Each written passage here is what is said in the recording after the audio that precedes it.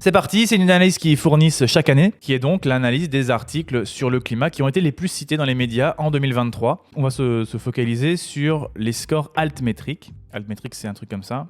Voilà, donc ça suit le trafic, ça donne un score à votre article scientifique. C'est un truc très suivi dans le milieu académique de la publication d'articles scientifiques. Pas que d'ailleurs. Et donc ça permet de savoir un petit peu que devient ton article scientifique. Où est-ce qu'il a été repris, où est-ce qu'il a été publié, où est-ce qu'il est lu. Tout est traqué, réseaux sociaux, médias, télévision, radio, tout ce que vous voulez. Voilà. Donc ça vous permet de savoir un petit peu l'impact qu'a eu votre publication. Ça vous donne un score. Plus le score est élevé, plus votre article a eu un impact puissant, etc. etc.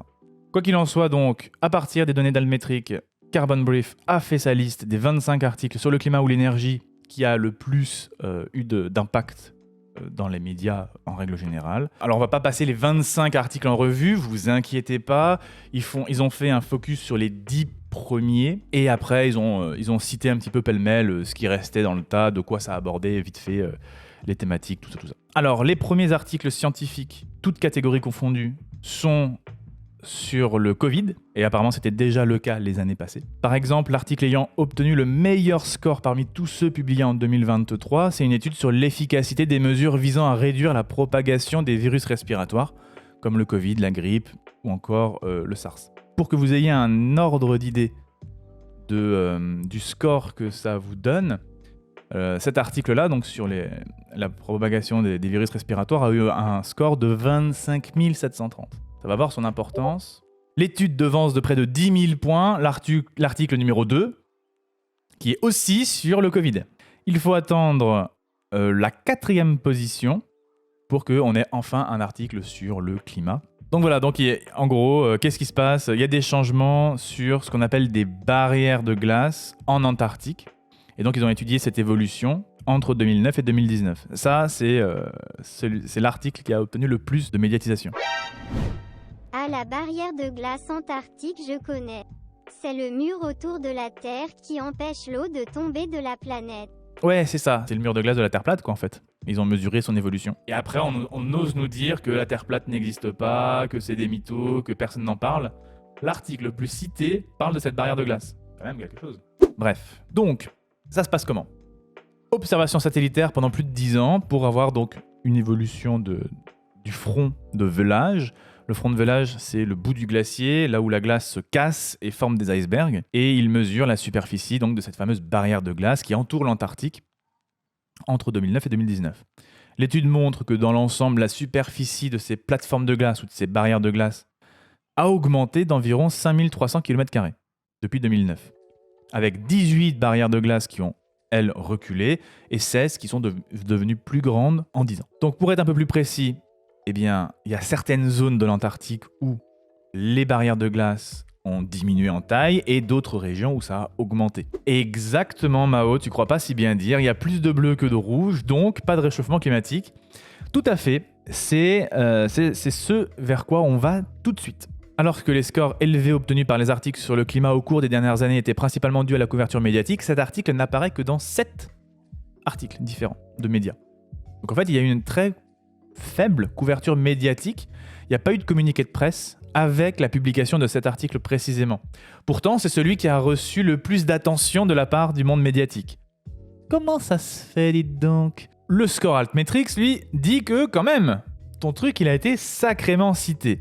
Et ça vient notamment de Twitter, bien évidemment. Plus de 63 000 messages provenant de 48 000 comptes différents. Et donc, c'est ça qui a fait péter le score du Altmetric.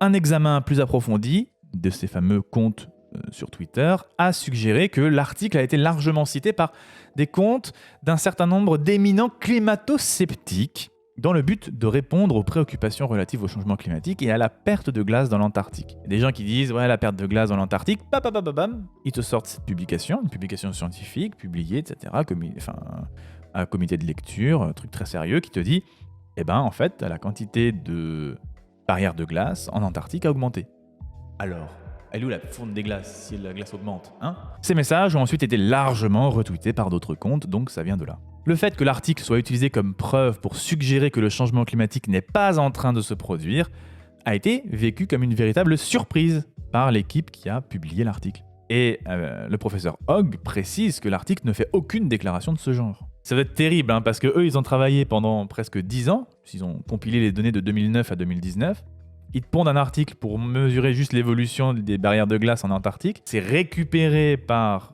des groupuscules climato-sceptiques pour dire autre chose que ce que tu as voulu dire dans l'article. Donc qu'est-ce que ça dit ? La diminution de la superficie des barrières de glace dans l'ouest de l'Antarctique est particulièrement importante, car ces barrières renforcent activement le flux de glace provenant de la calotte glaciaire située derrière elle, ce qui, par le biais des processus dynamiques de la glace, est l'une des raisons pour lesquelles l'ouest de l'Antarctique contribue de manière significative à l'élévation actuelle du niveau de la mer. En effet, le 7e article le plus discuté en 2023 est une étude de Nature Climate Change qui avertit que la fonte accélérée des barrières glaciaires de l'Antarctique, on y reviendra de toute façon tout à l'heure, est désormais programmée, qu'on ne peut plus éviter. Les résultats suggèrent que l'atténuation des gaz à effet de serre n'a plus qu'un pouvoir limité pour empêcher le réchauffement des océans qui pourrait conduire à l'effondrement de la calotte glaciaire de l'Antarctique occidentale.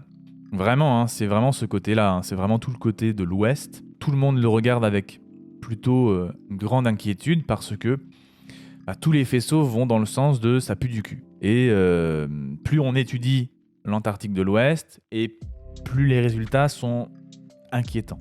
Voilà. Et donc cette publication venait rajouter une couche à tout ça. Donc top 1 de 2023 sur le sujet climatique. Le top 2, c'est ExxonMobil, les géants du pétrole. Coucou. Alors, là aussi, on peut se délecter ou on peut être un petit peu salé, vous allez voir, hein, en fonction de votre affinité vis-à-vis des compagnies pétrolières. C'est un article de synthèse sur l'évaluation des projections sur le réchauffement climatique d'ExxonMobil. Donc, quelle connaissance avait ExxonMobil du changement climatique ? Et donc, ça arrive en deuxième position parce que ça a été cette fois-ci beaucoup repris par le monde médiatique, notamment parce que, la révélation est la suivante. Les résultats indiquent que dans les cercles privés et universitaires depuis la fin des années 70 et début des années 80, ExxonMobil a prédit le réchauffement climatique de manière correcte et compétente. Concrètement, les pôles scientifiques chez ExxonMobil étaient constitués de personnes totalement compétentes qui avaient cerné parfaitement le fait que, émettre des gaz à effet de serre, sans déconner, en brûlant du pétrole, du gaz, charbon, ça causait le changement climatique et que ça allait produire une quantité de réchauffement climatique qui serait aux alentours de 0,2 degrés par décennie, qu'ils avaient tapé pile poil là où il fallait. Le petit problème qui agace un peu tout le monde, c'est que justement, ExxonMobil était au courant mais n'a rien fait, n'a rien dit. Motus et bouche cousue. Donc les résultats révèlent qu'ExxonMobil en savait autant que les scientifiques universitaires et gouvernementaux sur le changement climatique il y a plusieurs décennies, mais alors que les scientifiques se sont efforcés de communiquer ce qu'ils savaient, ExxonMobil a bien fermé sa gueule. Donc ça, forcément, ça fait un petit peu parler, quoi. Ouais, vite fait, quoi. Numéro 3, on parle cette fois-ci de chaleur extrême. C'est un article qui a été publié dans Nature Medicine et qui était intitulé « Mortalité liée à la chaleur en Europe pendant l'été 2022 ». L'article révèle qu'il y a eu 60 000 décès survenus au cours de l'été 2022 liés à la chaleur. Donc bien sûr, c'est des preuves supplémentaires sur le poids que les conditions climatiques, le changement climatique fait peser sur les populations. Et notamment, la chaleur, ça tue les gens, qui est un sujet toujours préoccupant, puisqu'en plus, cette situation-là de mortalité liée à la chaleur va faire que empirer, malheureusement, hein, puisqu'on est encore sur une croissance de la température année après année. Ensuite, on va un peu plus vite, on nous parle du reste du top 10, et après vous verrez qu'on parle du reste du top 25. En 4e position, on a un article sur la circulation médio-atlantique, qui montre des signes potentiellement de collapse, donc d'effondrement, d'arrêt, en tout cas de ralentissement, ce qui est un petit problème tout à fait significatif quand même, puisque la circulation médio-atlantique régit tout un pan du climat, notamment européen, mais comme le climat, c'est un jeu de domino, le climat, ça joue sur le climat mondial. Et donc forcément, si on a un des plus gros courants marins du monde qui s'arrête, ça fout un peu le bordel partout, quoi. Et donc ils nous disent peut-être que l'AMOC, son petit nom, pourrait franchir un point de bascule au cours du 21e siècle. Donc c'est maintenant, quoi, quand même. Bon, voilà, c'est pas très très cool, tout ça. Ensuite, on a un article qui était en 5e position, je crois. C'est le 5e et le 9e, pardon, sur les fameuses limites planétaires, qui commence à faire grincer un petit peu des dents. Et vous allez voir pourquoi. Parce que la définition des limites planétaires, elle séduit énormément. C'est le côté de il y a 9 limites planétaires et l'humanité en a déjà dépassé 6 sur les 9 et donc c'est la grosse merde, il faut faire attention, etc. Il se trouve qu'en fait, cette notion de limite planétaire, elle est lourdement discutée dans la communauté scientifique et elle plaît pas à tout le monde, voire même elle plaît de moins en moins aux scientifiques parce que c'est par ici... En fait, elle est utilisée par un petit groupe de scientifiques. Ils ne sont pas tant que ça. Parce qu'en fait, l'article numéro 5 et numéro 9 est publié par la même équipe. D'accord ? Donc, il y a une crainte que ce concept-là ne soit défini que par quelques scientifiques et pas par la communauté scientifique.